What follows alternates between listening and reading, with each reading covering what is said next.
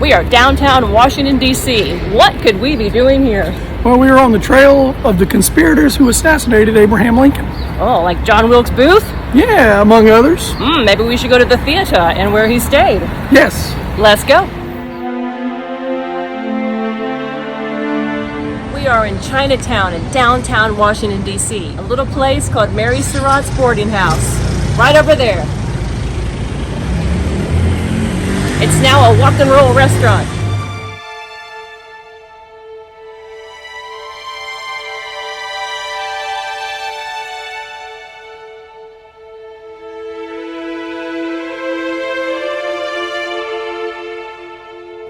All right, so here at the entrance to the Mary Surratt boarding house, they've got a historical plaque letting you know where American history took place. And then just inside the door, there's a story about what happened here.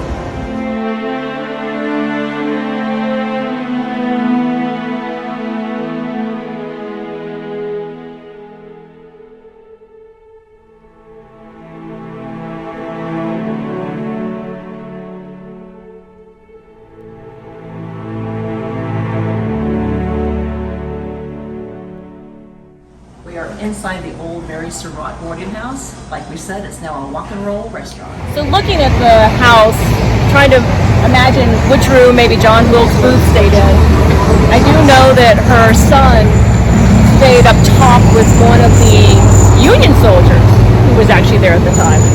Yeah, and you gotta wonder what the allegiance of that Union soldier was. If the story is what the story is and they plotted openly inside Mary Surratt's house, or boarding house, then how did the Union soldier not know?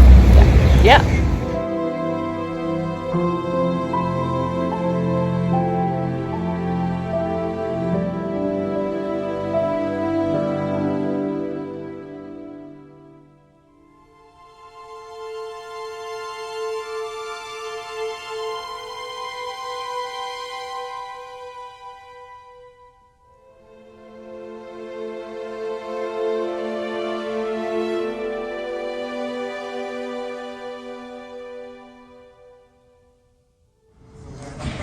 Right here is the actual booth that John Wilkes Booth shot Lincoln in the back of the head.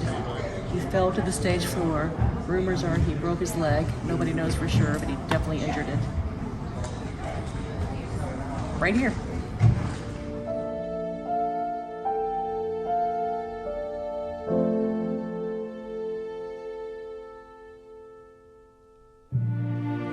So after John Wilkes Booth jumped from the presidential suite down to the stage, injuring his leg, he managed to stand up, raise his fist, and yell, "Sic Semper Tyrannis," which means "thus always to tyrants," and then he made his escape.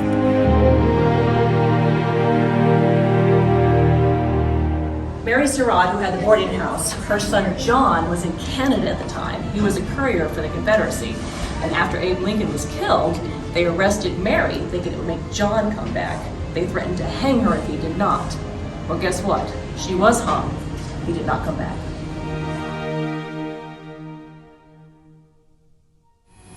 And here we have the actual .44 caliber Derringer that shot Abraham Lincoln in the back of the head in Ford's Theater.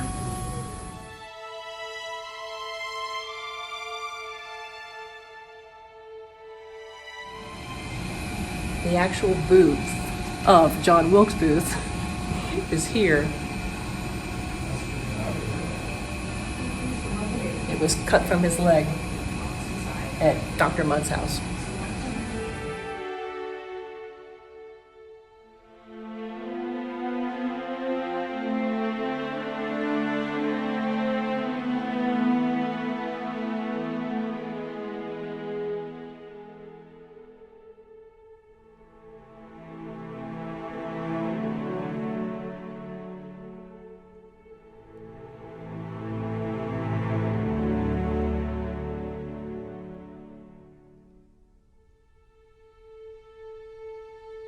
And this is the room in which President Lincoln died.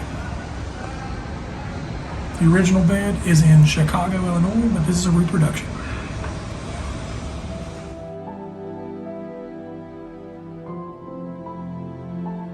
We are now inside Peterson's house, where Abe was brought after he was shot across the street from Ford's Theater to this house.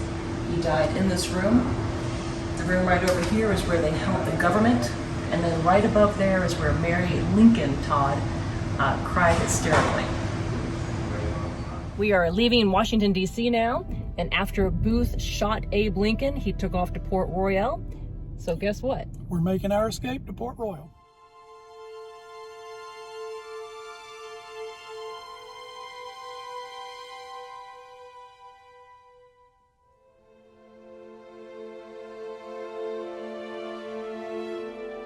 So we are on the John Wilkes Booth Trail after he led the Union forces on the Great Escape from DC to Maryland to here in Virginia. We are trying to trace the steps, and we're going to end up where he was actually caught at Garrett's farm. We're here in Port Royal, Virginia, and this home, the Brockenborough Peyton House, let's go up a little closer, is where John Wilkes Booth and 3 Confederate soldiers, his companion, and a free black man who was guiding him through this area came to this home. This home was built in 1765. It was the finest home in Port Royal at the time, but when they arrived, just a young girl was home. Imagine, you're a young girl and 5 men show up asking to stay the night. She knew that she could not, it wasn't proper, plus who would want 5 strange men coming into your home? She told them to go 3 miles down the road to the Garrett farm. And they actually did. They're trying to find someone to buy the home and actually save it, but look at the damage. I mean, even the structure is coming down, and you can see where they've added beams to try to save it. I would love to be able to buy it and save it, but you would almost have to tear it down and have a reconstruction and maybe save some of the beams, but what a piece of history right here. John Wilkes Booth, who killed Abe Lincoln, was a very famous actor of his time. Think Ryan Gosling today killing Biden. People just couldn't believe it. Women had his posters on their wall. They had pictures of him inside their books. Booth was a very handsome, very powerful, engaging man. So when people heard he killed the president, they were shocked. But after he did, he left the theater. He had a plan, but he didn't know he was going to injure his leg. He ended up going to Maryland. First stop, Mary Surratt's tavern, not the boarding house, but her tavern home in Maryland, to pick up his weapons. Then he went on down to Dr. Mudd's house, the doctor who helped fix his leg. Then he ended up here in Virginia at Port Royal. And we're going to stop at the places that he did and show you how his journey of the Great Escape ended. Even though we're in Port Royal, Virginia to see where John Wilkes Booth came, Civil War era time, this town also has American Revolutionary history. And in 1760, before the Revolution began, George Washington stayed here. We're going to show you that tavern. So behind me is the historic Fox Tavern here in Port Royal, Virginia. So like a lot of port towns, right? Sailors would be here all the time. This was a huge trade center on the Rappahannock River.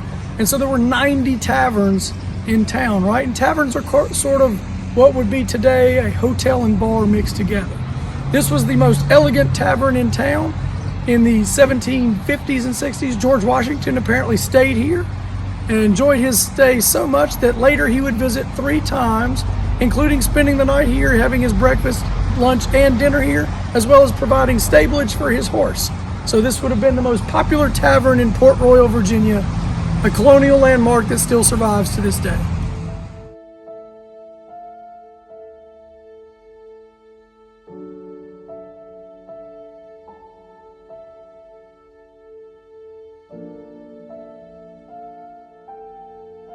We have arrived at the site where John Wilkes Booth died. It is crazy loud. It is now a freeway, but right here is where Garrett's farm stood, and they tore it down in the 60s to build this freeway.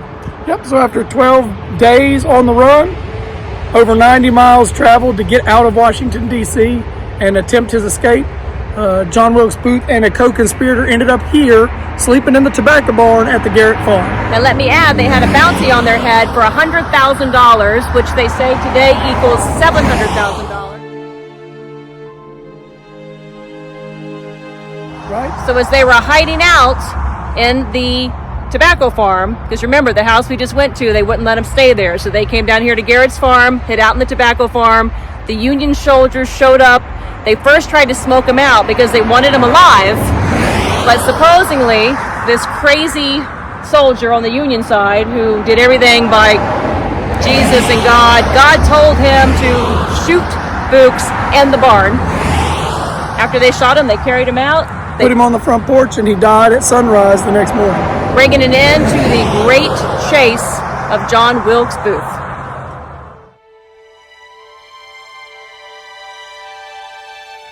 What happened after John Wilkes Booth died? What happened to Mary Surratt and the men in the boarding house?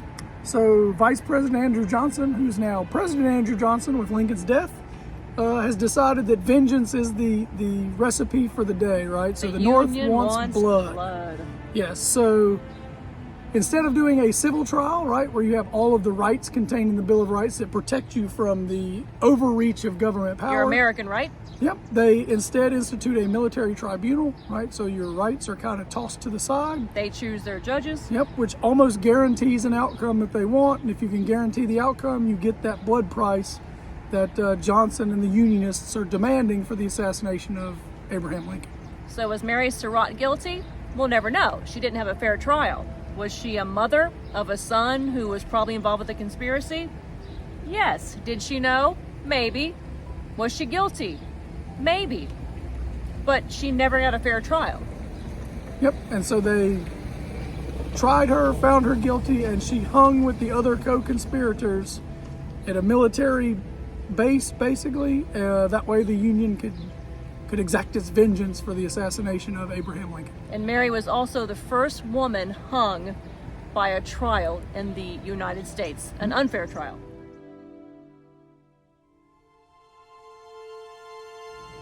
Yeah. So that's the story of John Wilkes Booth killing Abraham Lincoln. We hope you enjoyed the journey. Yeah. And get out there and see your history. It's everywhere around you. Everywhere.